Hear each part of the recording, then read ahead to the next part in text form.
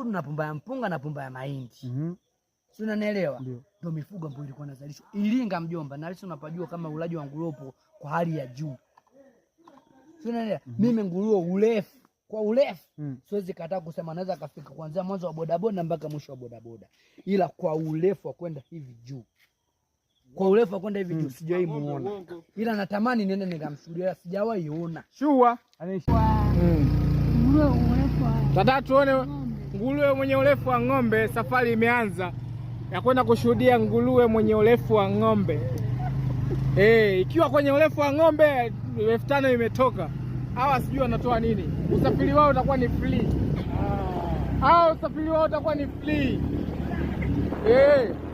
Ndio tunaenda. Safari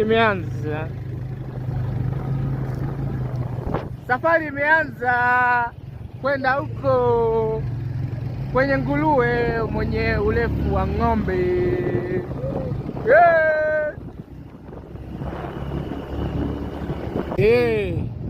Bado safari ni ndefu. Tunaenda.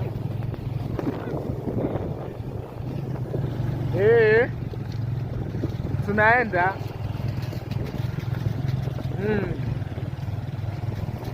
Mpaka tumuone huyo nguruwe mwenye urefu wa ng'ombe. Hizi njia. Kweli ni njia. Hivi baba. Tumefika safari. Kwenda kumshuhudia nguruwe mwenye kimo cha ndama. Nguruwe mwenye kimo cha ndama dada. Mimi mfugaji mzuri sana. Sure. Ngoja nikashuhudie. Sure. Niliahidi wewe unatoa shilingi ngapi? Unatoa 5,000, mimi natoa shilingi ngapi? Wewe unatoa 20,000. Mimi sitoi 5,000 wala 20,000. Nimegaili huo ubishi. Sasa ndo tunaingia ndani kushuhudia huyo nguruwe mwenye kimo cha ndama.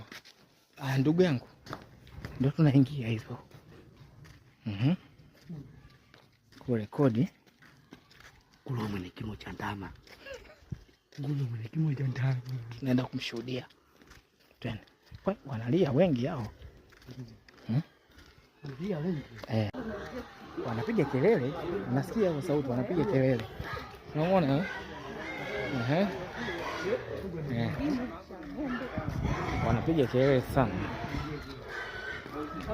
Oya baba, hawasumbui. Hawezi kumpiga mtu.